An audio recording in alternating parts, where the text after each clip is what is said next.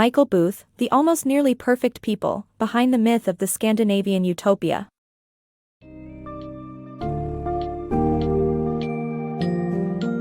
Discover the fascinating world of Scandinavian societies in this summary of The Almost Nearly Perfect People, Behind the Myth of the Scandinavian Utopia by Michael Booth.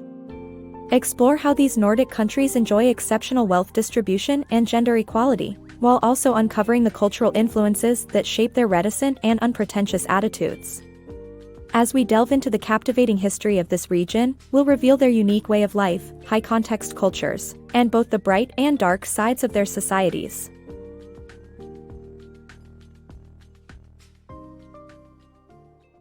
Equality in Scandinavia.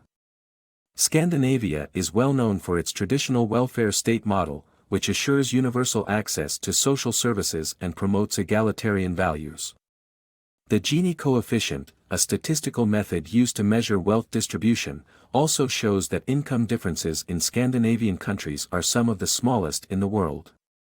The author suggests that the Viking ancestors of Scandinavians may have played a role in their egalitarian ethos, which extends to gender equality as well.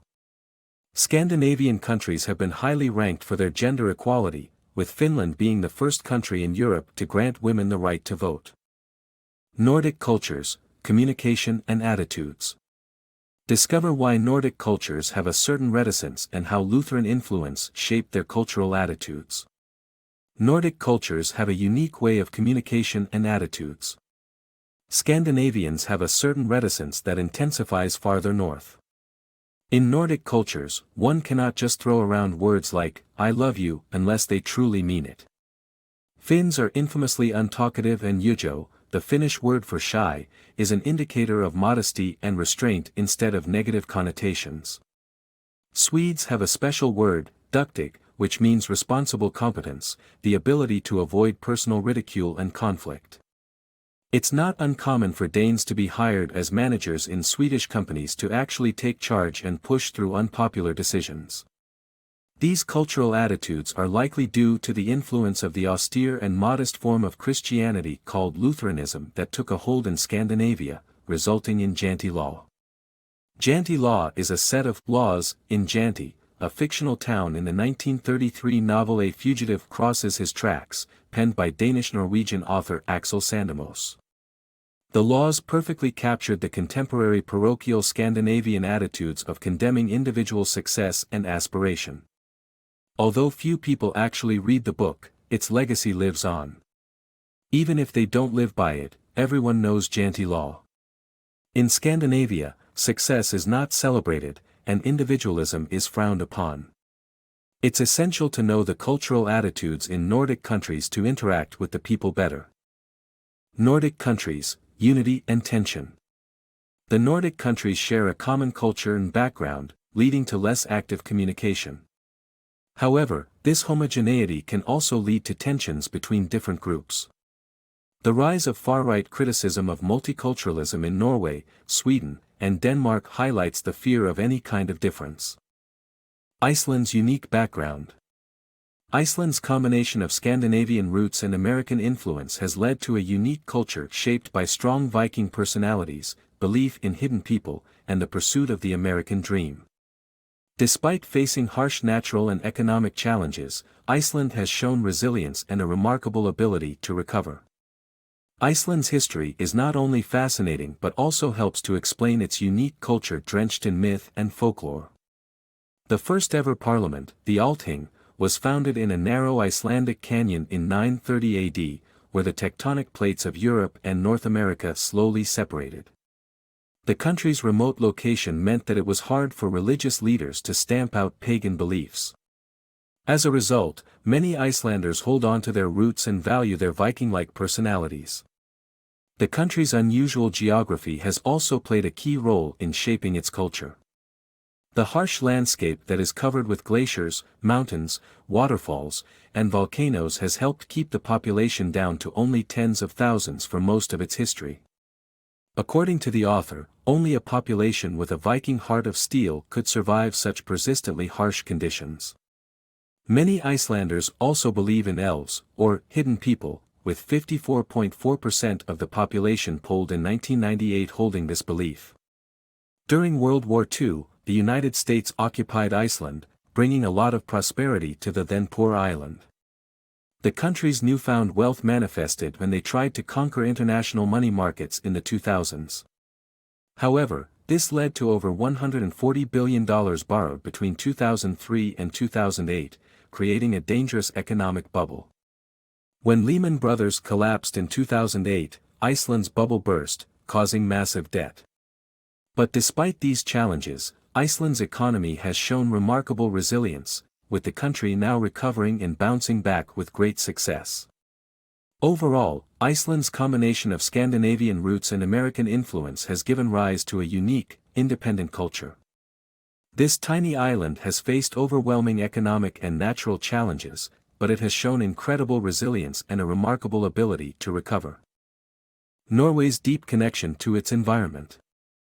In The Hitchhiker's Guide to the Galaxy, Douglas Adams introduces readers to Svartebartfast, a character who designs planets and coastlines. His work on Norway's fjords has earned him awards, as these natural wonders have deeply influenced the Norwegians' attachment to their environment. Despite their rural demographics, Norway is home to some of the wealthiest people globally, thanks to the country's vast oil reserves. However, it's interesting to note that the country's enormous sovereign wealth fund is entirely state-controlled, and the money makes its way back to the people. Norwegians' attachment to their environment is reflected in their surnames, which often derive from physical locations or the landscapes they come from.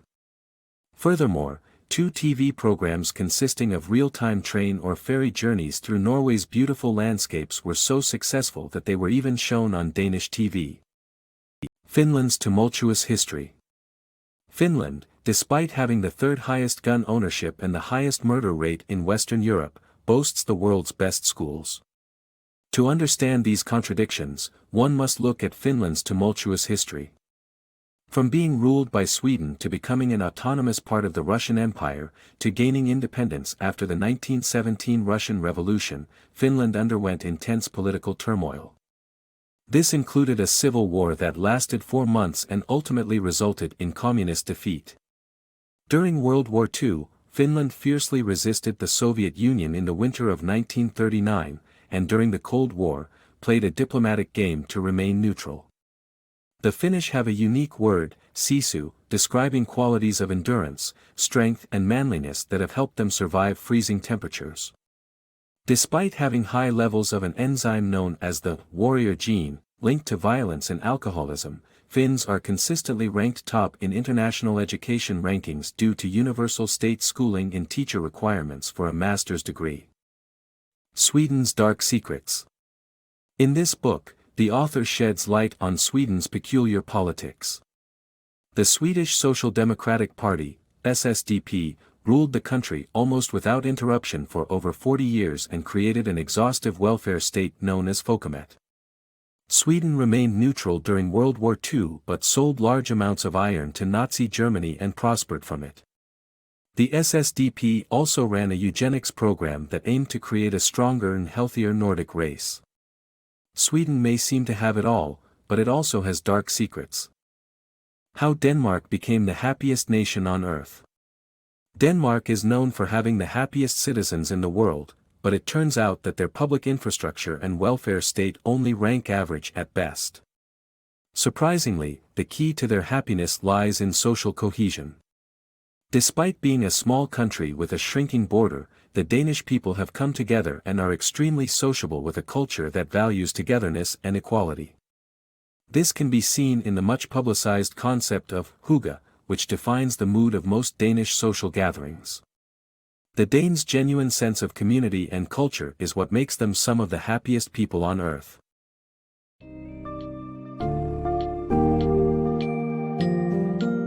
In conclusion, The Almost Nearly Perfect People provides an in-depth look at the captivating world of the Nordic countries, shedding light on their intriguing history and the cultural peculiarities that define them.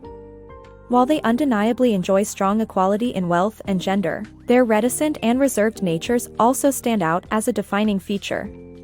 The book expertly unravels the reasons behind their happiness and offers a glimpse into their rich and diverse communities. It also brings attention to the challenges they face, including right-wing extremism and social tensions. It is through understanding these aspects of the Scandinavian region that we can gain a holistic view of their societies and truly appreciate their utopia.